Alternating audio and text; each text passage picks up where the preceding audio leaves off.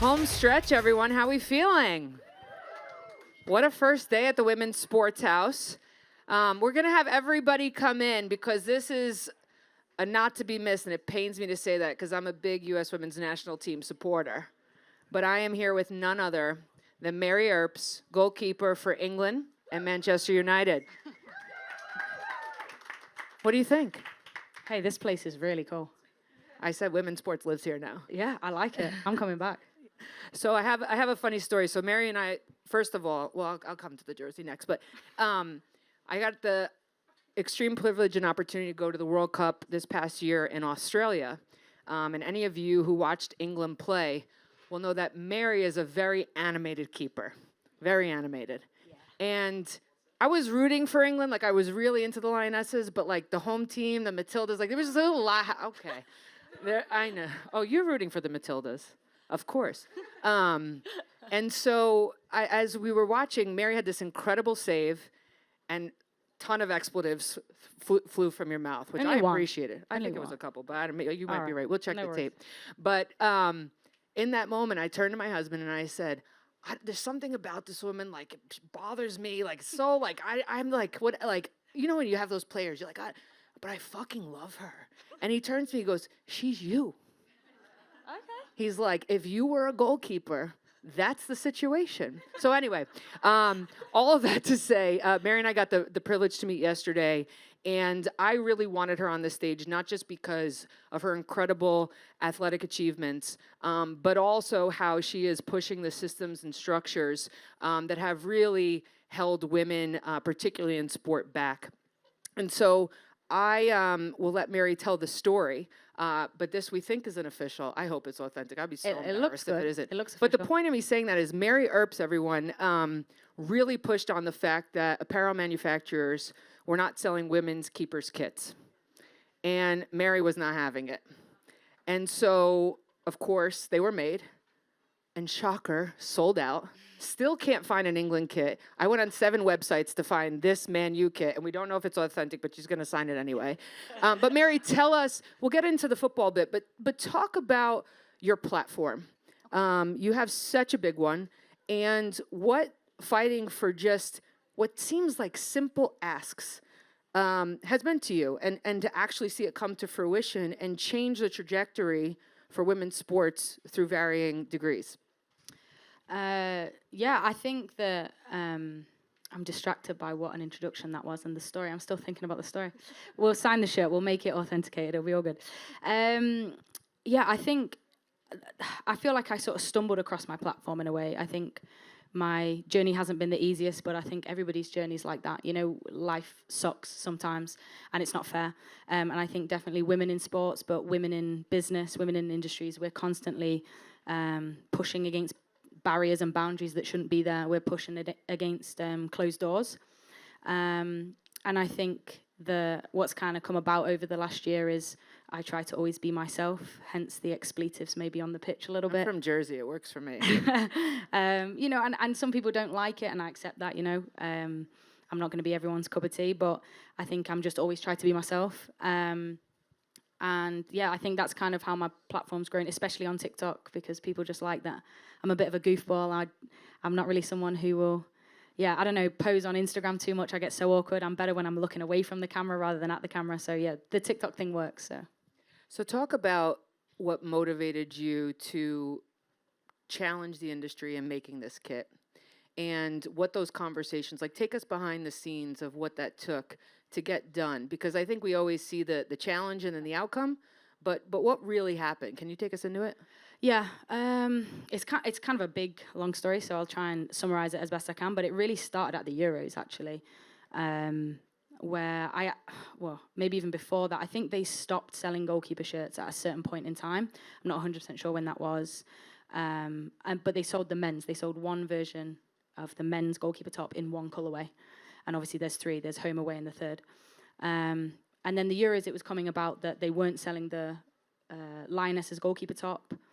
But I think that was like my first major tournament where I was playing. I was like, oh, whatever, like, it'll be fine, it'll be sorted. But they said it would never happen again. It'll be corrected. This was a manufacturer thing that happened in COVID, and there were still delays. And So I was like, okay, look, I'm going into the tournament. We'll deal with it later.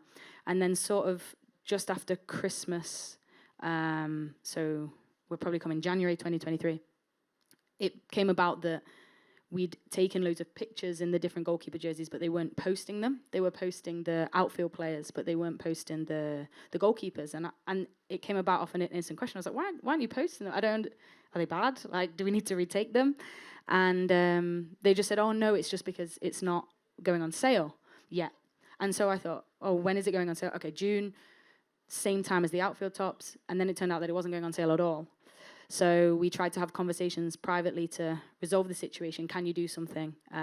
Even if it's not exactly the same replica top, can we come up with a cheaper, quicker version, just so goalkeepers who are out there, any goalkeeping fans, can have a jersey that's theirs. Like, think of all the kids coming through that, want a goalkeeper top but can't have it.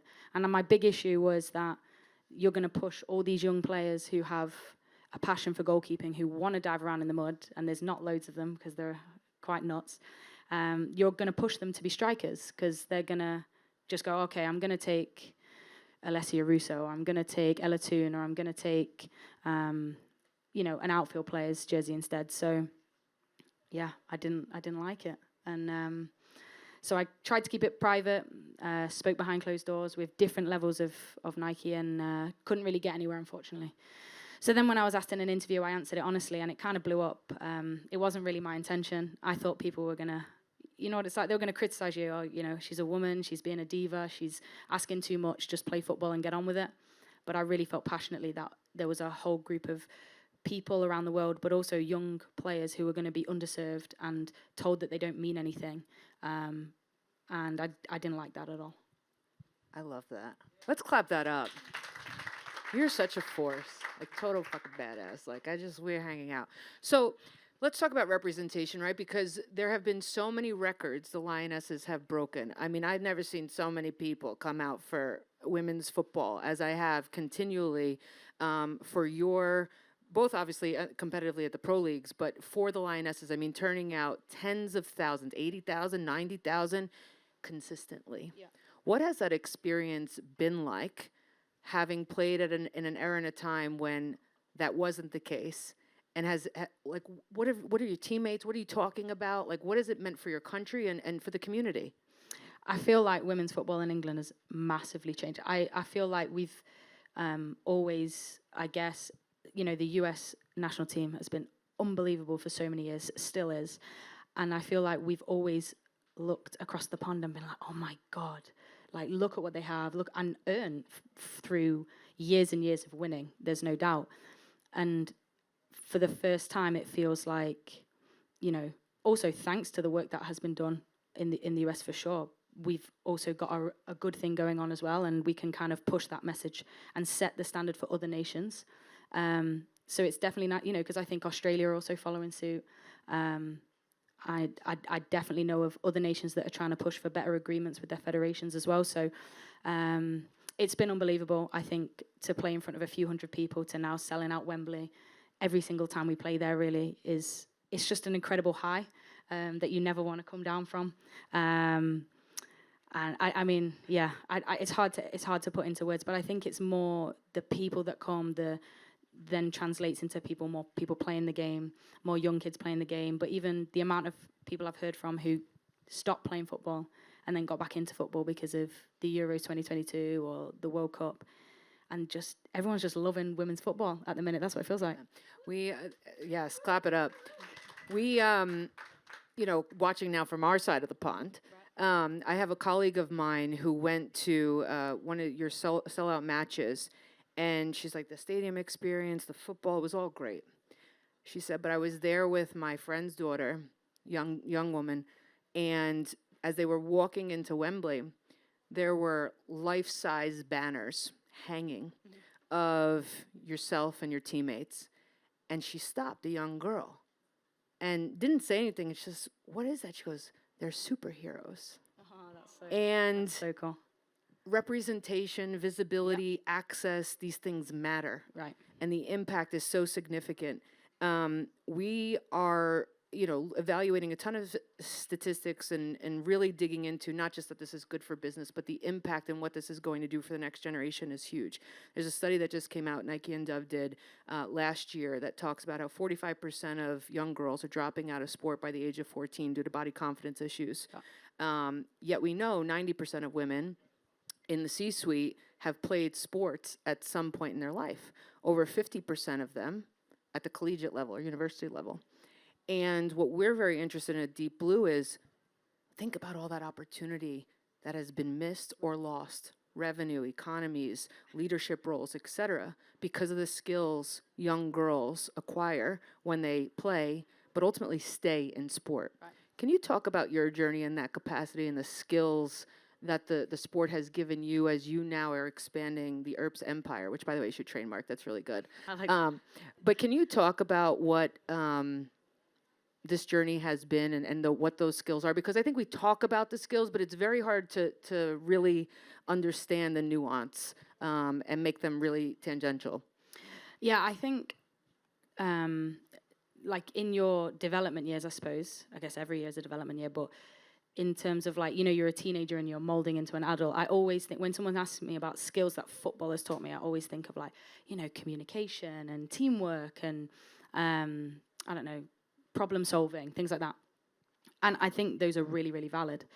But I think the most powerful tools that football has taught me is how to navigate struggle, how to navigate obstacles, how to, I don't know, recognize that, life is unfair. It's not going to be right all the time, but it's how you navigate that. It's who you are. It's the character that you are. That kind of defines where you're going to be and the success that you're going to have, because it might not be where you think you're going to be, but it's going to end up somewhere even better or just on a slightly different path.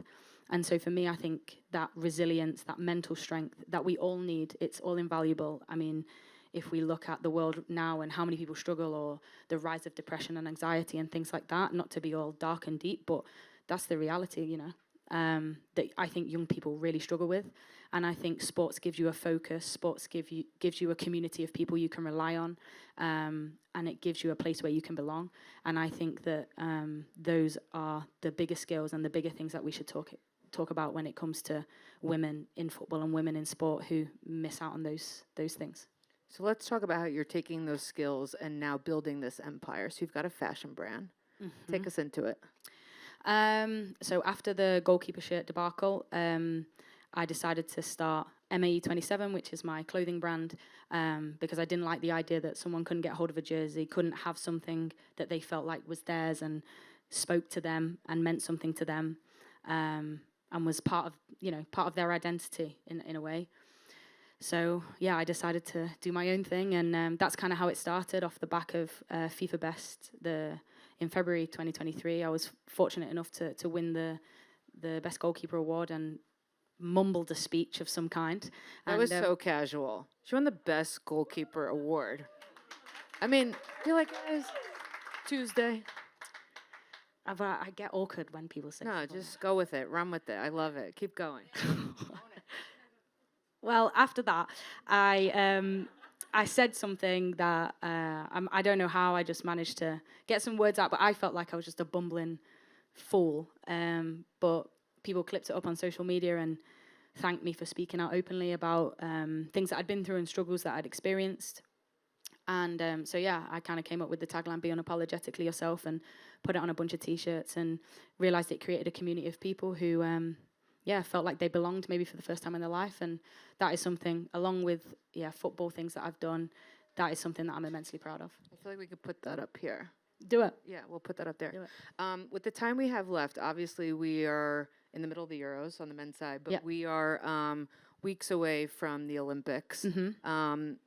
What are you excited about, football or otherwise? And who are the athletes, or the storylines or things that you really hope come out of these games to continue to propel women's sports forward?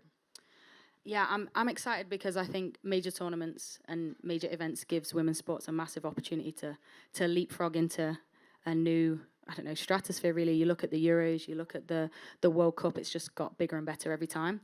And I think the thing about the Olympics is that you then get to see and hear about athletes and sports that you maybe don't hear about all year round because they're on like 4-year cycles. So of course I'm excited for the football, excited for the basketball. Yeah, maybe the athletics, the gymnastics I like as well.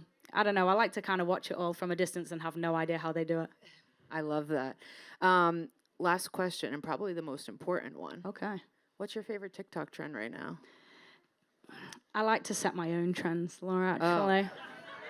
Excuse me. I should have known. By the way, Mary just did a TikTok out. I mean, unbelievable. In 5 minutes, I feel like we've got the next viral trend that just happened out on the pool deck. Well, we'll see. We'll see how many views it gets. If it gets 100, you'll be saying, don't invite her back.